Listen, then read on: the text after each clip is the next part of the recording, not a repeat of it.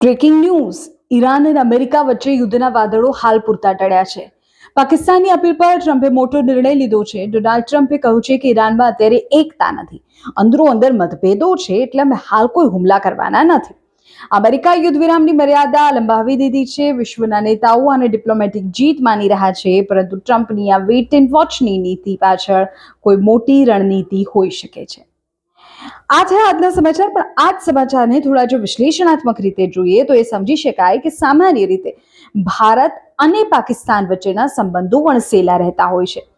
આ કિસ્સામાં અમેરિકાએ પાકિસ્તાનના આર્મી ચીફ ફિલ્ડ માર્શલ અસીમ મુનીર અને વડાપ્રધાન શાહબાઝ શરીફની વિનંતીને સ્વીકારી છે. ટ્રમ્પનું આ પગલું દર્શાવે છે કે તેઓ દક્ષિણ એશિયામાં પાકિસ્તાનને એક બ્રિજ તરીકે વાપરી રહ્યા છે. પાકિસ્તાન માટે આ પોતાની આંતરરાષ્ટ્રીય છબી સુધારવાની તક છે, જ્યારે અમેરિકા માટે આ ઈરાન પર દબાણ લાવવાનો એક માર્ગ છે. આ સિવાય ઈરાનમાં એકતા નથી એ ટ્રમ્પની સાયકોલોજીકલ વોરફેર હોઈ શકે. ટ્રમ્પે કહ્યું કે ઈરાનમાં એકતા નથી એટલે સમય લાગી રહ્યો છે. આ વિધાન માત્ર એક અવલોકન નથી પણ એક માનસિક યુદ્ધ છે. ટ્રમ્પ દુનિયાને અને ઈરાનની જનતાને એવો સંદેશ આપી રહ્યા છે કે ઈરાનનું શાસન અંદરખાને તૂટી રહ્યું છે.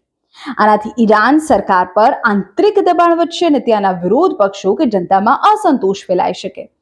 ત્રીજો મહત્વનો મુદ્દો છે યુદ્ધ વિરામ કે પછી આર્થિક ઘેરાબંધી. ટ્રમ્પે હુમલા ટાળ્યા છે, પણ બ્લોકેડ જે છે, ઘેરાબંધી જે છે તે ચાલુ રાખી છે. યુદ્ધ વિરામ લંબાવવાનો અર્થ એ નથી કે ટ્રમ્પ નરમ પડ્યા છે. હુમલો ન કરીને તેઓ અમેરિકી સૈનિકોના જીવ બચાવી રહ્યા છે, પરંતુ દરિયાઈ અને આર્થિક નાકાબંધી ચાલુ રાખીને તેઓ ઈરાનનું ગળું દબાવી રહ્યા છે. અને મેક્સિમમ પ્રેશર 2.0 કહી શકાય. અને ચોથો અને મહત્વનો મુદ્દો આપણે સૌ જાણીએ છીએ, ઓઇલ માર્કેટ અને વૈશ્વિક અર્થતંત્ર પર અસર. ઈરાન અમેરિકા વચ્ચેના તણાવમાં જો જરા પણ રાહત મળે તો તેની સીધી અસર કાચા તેલના ભાવો પર પડે છે. હવે ટ્રમ્પની આ જાહેરાત ઈરાન માટે રાહત ઓછી અને ચેતવણી વધુ છે. પાકિસ્તાનને મધ્યસ્થી માટે બનાવીને ટ્રમ્પ હવે જે બોલ છે તે જાણે ઈરાનના કોર્ટમાં નાખ્યો છે.